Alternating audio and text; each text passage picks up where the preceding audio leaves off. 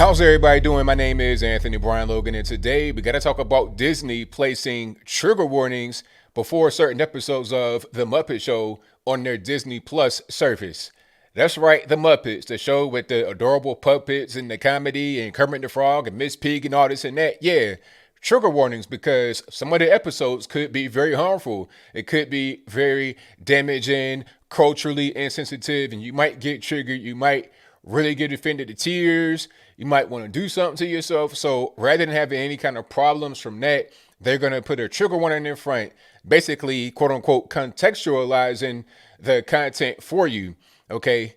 You are a grown man, probably a grown woman. You know how to watch television. You can watch cartoons and whatnot and figure it out for yourself. But no, Disney will do that for you. Now, if you've not seen the Muppets before, I'm going to go ahead and just put on screen a little bit. This is not the Muppet Babies. That came about in my generation, 1984. The Muppet Show was like late 70s, early 80s. Okay, you're talking about, like I say, Kermit the Frog, Miss Piggy, all that kind of good stuff. All right. So this is the kind of content we're talking about that has trigger warnings in front of it. All right. This is what we're talking about. There's no sound here because they're going to strike it. But this is what we're talking about. You know, that guy right there. Oh, trigger warning, because there could be a certain episode where they do a sketch where it kind of goes over the line. All right. It might be, see that right there? See the little, the guy with the top hat and the gold tooth shining? That could be offensive because they could say, oh, that's a black person. Like a black person has to be wearing a top hat and the gold tooth. I don't have any golds in my mouth and I do not own a top hat, but I digress.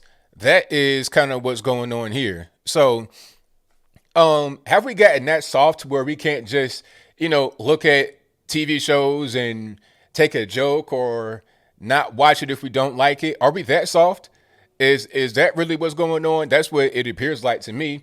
Matter of fact, let's go a little bit deeper and go into this article, just so you know I'm not making it up. And I will place all my sources, as always, in the description box below so you can see it and read it for yourself. But let's check it out. This is on theguardian.com, but I got Fox News, CNN, I got everywhere talking about the same thing.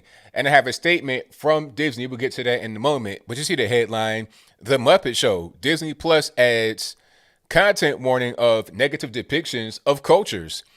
Now, here's the kicker right there, the little subhead right up above my head. Studio says it's acknowledging and contextualizing culturally offensive material rather than cutting it. So what people probably want them to do is to cut it all the way. This is offensive. This is ridiculous. Okay, you got to cut it. The times have changed. We can't have this anymore. So go ahead and cut it. But rather than doing that, they're going to put this trigger warning. I think it's going to be on screen for like 12 to 18 seconds. Like, it's going to be enough time for you to be able to see it. And I doubt you'll be able to skip it at all. Here is the warning. Let's load it up right quick on the Twitters. This program includes negative depictions and or mistreatment of people or cultures. These stereotypes were wrong then and they are wrong now. Rather than remove this content, we want to acknowledge its harmful impact, learn from it, and spark conversation to create a more inclusive future together. All right, let me get rid of my screen right here.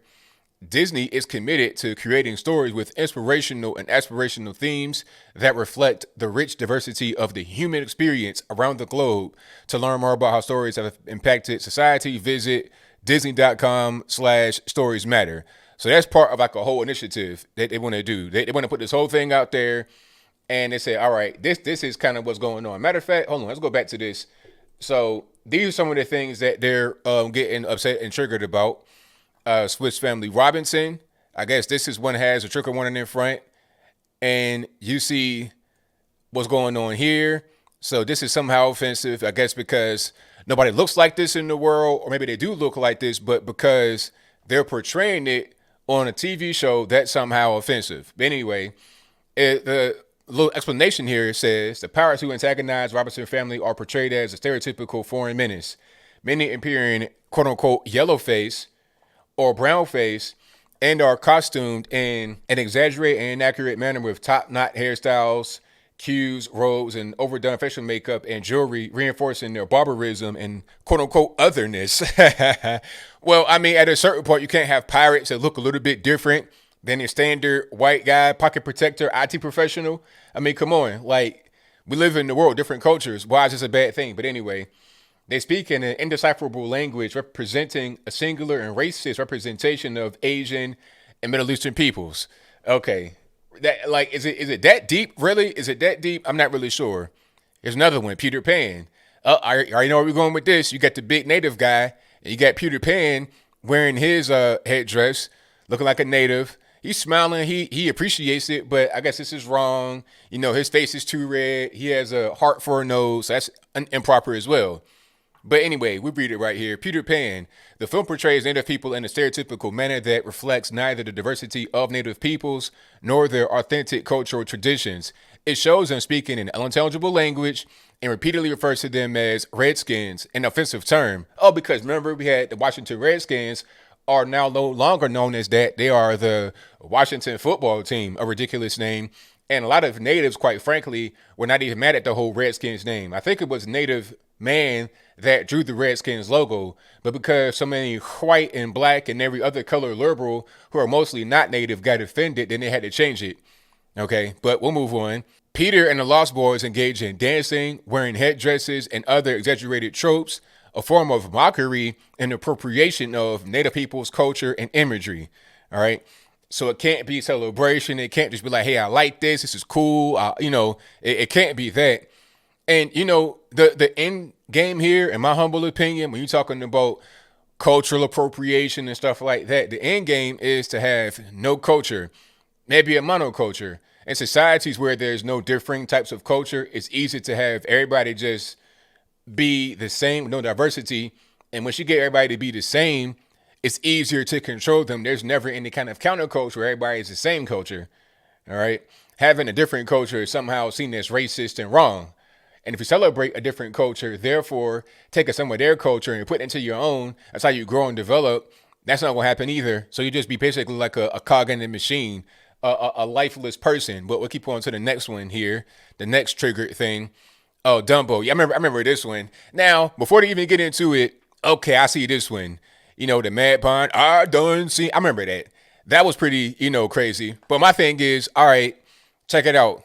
If you get so offended to where you got a trigger warning to watch this, then you might be a little bit too soft. I can watch this and kind of laugh at it, how ridiculous it is, but I'm not going to be triggered to the point where I'm in tears and nothing like that.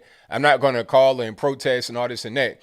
Really, what this refers to more than anything, when you got all these warnings, is how soft people have become. But we'll move on. All right, Aristocats.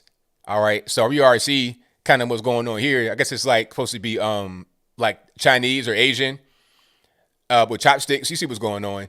The cat is depicted as a racist caricature of East Asian peoples with exaggerated stereotypical traits such as slanted eyes and buck teeth. He sings in a poorly accented English voiced by a white actor who plays the piano with chopsticks. The portrayal reinforces the perpetual foreigner stereotype, while the film also features lyrics that mock the Chinese language and culture, such as Shanghai, Hong Kong, Fu Young. That's not funny at all. That's racist. I can't laugh at that. Fortune cookie, always wrong. All right.